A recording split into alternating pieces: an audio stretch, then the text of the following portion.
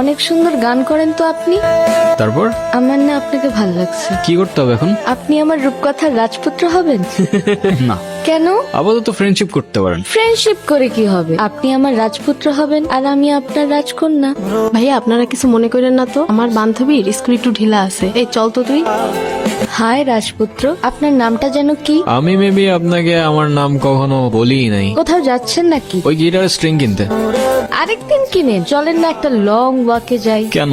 চলেন না। আচ্ছা আরেকদিন যাবো না। ভয় পাচ্ছেন? ভয় পাবো? আর আপনাকে মানে যা তা না। তাইলে চলেন। কি এমন হবে, কে ফেলবো নাকি আপনাকে?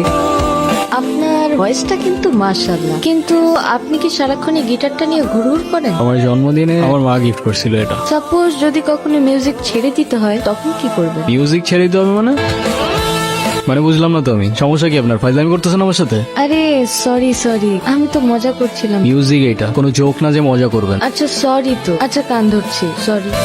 It's okay. আচ্ছা আমার না যেতে হবে, লেট হয়ে যাচ্ছে। ইস, লেট হয়ে যাচ্ছে। কি এমন কাজ তোমার? মানে আপনি থেকে ডিরেক্ট তুমি তো চলে আসছো না? হ্যাঁ, কেন, কোনো সমস্যা? কেন যেন মনে হচ্ছে তুমি খুব নাচরবান্ধা টাইপের মানুষ না? তুমি বুঝলে কি করে? এমনি গেস করলাম। তখনও বুঝে উঠতে পারিনি মিউজিকের পর দ্বিতীয় ভালোবাসাটা তুমি হয়ে উঠবে। খুব অদ্ভুত একটা মেয়ে তুমি। মনে হচ্ছিল আমার সেই রূপকথার গল্পটার রাজকন্যা যেন হুবহু তোমার মতোই দেখতে। এক পা দুপা হাঁটতে হাঁটতে প্রথমে ভালো লাগা, এরপর ভালোবাসা, আর তারপরে অভ্যাস। আর সেই অভ্যাসের পরেই হয়তো সবকিছু চেঞ্জ হয়ে যায়, সবকিছু। তোরা কথা বল, আমি ওই দিকটাতে আসি। 2 দিন পর পর এই ঝামেলাগুলা কি না করলে হয় না?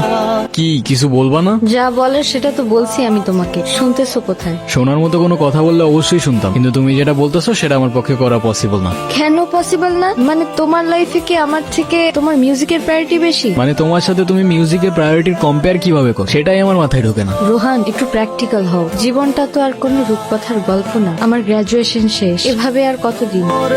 তুমি মিউজিকটা বাদ দাও তো, আর তা না হলে আমার সাথে আর দেখা করতে আইসো না। যে নম্বরে কল করেছেন সব ভাই লোক। কি রে, তোর তো কোনো খোঁজ খবরই নেই। আচ্ছা গিটারটা রাখতো, বাবা টাকা পাঠিয়েছে, আমি টাকাটা উঠে আসি। সাবধানে রাখিস। আসসালামু আলাইকুম ভাই, দেখি গিটারটা। ভাই এটা রোহানের গিটার। তো কি হয়েছে? না ভাই কিছু না। ভাই এটা কি করলেন? তোর রোহান রে কইস এই গিটারের তার যেমন ছিড়ছি না, তোর রোহানকে ধরলেও না এমন করে ছিড়াল আমার। কে ছিড়ছে? জাকির ভাই। Sorry Rohan, sorry. ঠান্ডা হয়, এতটা গরম হইস না। এটা তুই ঠিক করস। এটা কোনো র্যান্ডম গিটার না, এটা আমার ইমোশন। তোর ইমোশন আছে, আমার ইমোশন নাই। আমার গার্লফ্রেন্ড তোর পোস্টে ক্রাশ লেগে কমেন্ট করবো কেন? আমার ভালো লাগে নাই তাই আমি তো তার ছেড়ে দিই। আরে তো তোর গার্লফ্রেন্ড তুই সামলা না ব্রো। হ্যালো, কোথায় তুমি? তুমি কোথায়? তোমারে কতগুলা কল দিছি আমি। রনির কাছে শুনলাম কি ঝামেলা হয়েছে। না সমস্যা নেই, তেমন কিছু হয়নি। সমস্যার কথা বলি নাই আমি, তুমি এক্ষুনি দেখা করো আমার সঙ্গে। কি অবস্থা, কেমন আছো? তুমি কবে ছাড়বে এসব? মানে আসতে না আসতেই তুমি আবার শুরু হয়ে গেলা। মানে আমি না বুঝি না, আছে কি তোমার এই মিউজিকের মধ্যে যে এটা ছেড়ে থাকা যাবে না? সেটা হয়তো তুমি আমার জায়গায় থাকলেই বুঝতাম। না, তোমার জায়গায় থাকার তো আমার কোনো ইচ্ছাও নাই। দেখো, এখনো কিচ্ছু নষ্ট হয়নি। আমি শুধু চাই তুমি 8-10টা মানুষের মতো একটা নর্মাল লাইফ লিড করো, একটা জব করো, আর মিউজিকটা ছেড়ে দাও। That's it. আরে মিউজিক আমার ব্লাডের মধ্যে, এটা ছাড়লে বাঁচবো কেমনে আমি? আর আমি যেটা পারবো না সেটা আমার বারবার বললো না তো তুমি। তোমার ডিসিশন তাহলে ফাইনাল? হ্যাঁ। কফি? আপনারা বলছিলাম না একটা ছেলের কথা।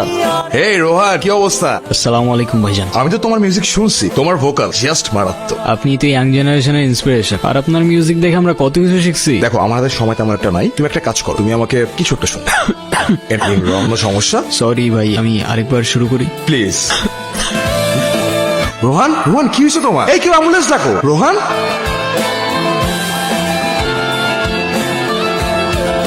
তাহলে ভালোই হয়েছে। এই মিউজিক টিউজিক আর করতে হবে না। চলো না আমরা আবার নতুন করে সব শুরু করি। কিন্তু তোমার ভোকালের যে কন্ডিশন, আমি চাইলেও তোমাকে হেল্প করতে পারছি। না মানতে পারছিলাম ভাগ্যটা, আর না জীবনটা সহজ হচ্ছিল। বলতে বলতে আমি আমার কাহিনীর ঠিক শেষ পর্যায়ে চলে এসেছিলাম, আর তখন মনে মনে কবির লেখা সেই 4টা লাইন খুব মনে পড়ছে। খেলা ঘর পাতা আছে এই এখানে, স্বপ্নের ঝিকিমিকি আঁকা যেখানে, এখানে রাতের ছায়া ঘুমের নগর, চোখের পাতায় ঘুম ঝরে ঝড় ঝড়।